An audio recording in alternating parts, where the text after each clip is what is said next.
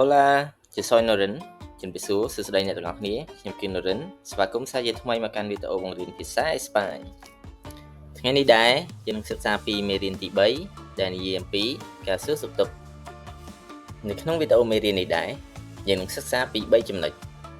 ចំណុចទី1យើងនឹងសិក្សាពីរបៀបសួរសុខទុក្ខចំណុចទី2យើងនឹងសិក្សាពីរបៀបឆ្លើយតប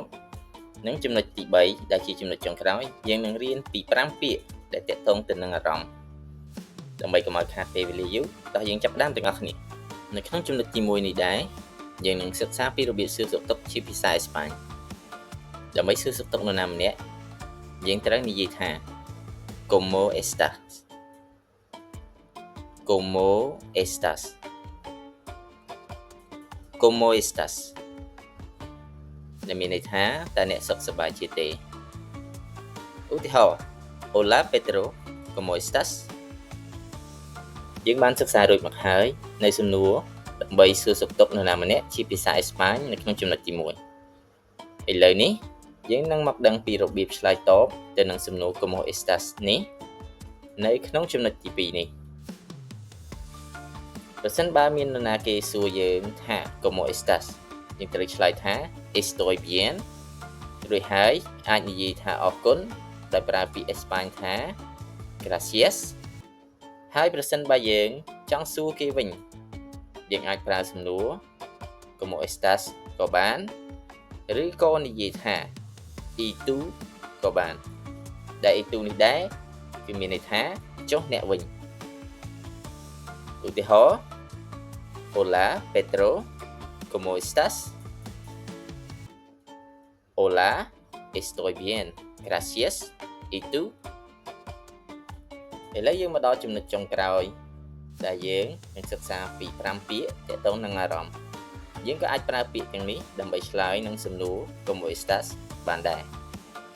ក្នុងចំណុចនេះដែរខ្ញុំនឹងលើកយកឧទាហរណ៍ពាក្យនីមួយៗហើយផ្ដើមដោយពាក្យ estoy ដែលមានន័យថាខ្ញុំគឺសម្រាប់ពាក្យទី1នេះគឺ cansado ឬក៏ cansada ដែលមានន័យថាអស់កម្លាំង cansado ប្រើជាមួយនឹងមនុស្សប្រុសចំណែកឯ cansada ប្រើជាមួយនឹងមនុស្សស្រីឧទាហរណ៍ប្រសិនបើអ្នកគឺជាមនុស្សប្រុសយើងត្រូវនិយាយថា estoy cansado ប្រសិនបើអ្នកជាមនុស្សស្រីត្រូវនិយាយថា estoy cansada សម្រាប់ពាក្យទី2គឺ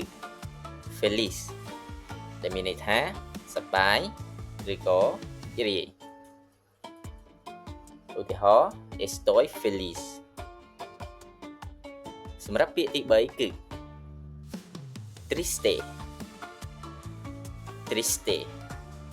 ដែលមានន័យថាពិបាកចិត្តឬក៏យើងអាចនិយាយថា sad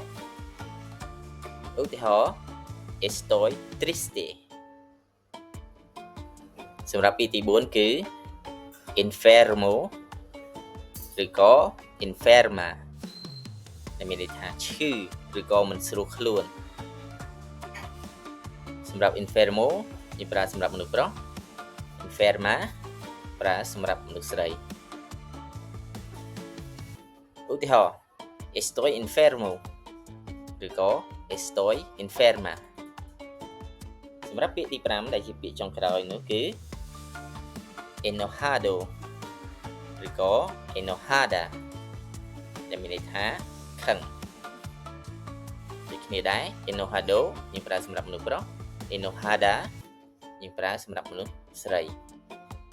ឧទាហរណ៍ estoy enojado ឬក៏ estoy enojada បន្ទាប់ពីបានសិក្សាពីមេរៀននៅថ្ងៃនេះរួចហើយឥឡូវមកសាកល្បងប្រាប់ពីអារម្មណ៍របស់អ្នកដោយប្រើពាក្យ estoy ជាមួយនឹងពាក្យដែលទាក់ទងនឹងអារម្មណ៍សូមអរគុណសម្រាប់ការតាមដានទស្សនាយ៉ាងយកចិត្តទុកដាក់ជួបគ្នានៅវីដេអូមេរៀនក្រោយៗទៀតសូមអរគុណសូមជម្រាបលា Gracias adiós hasta luego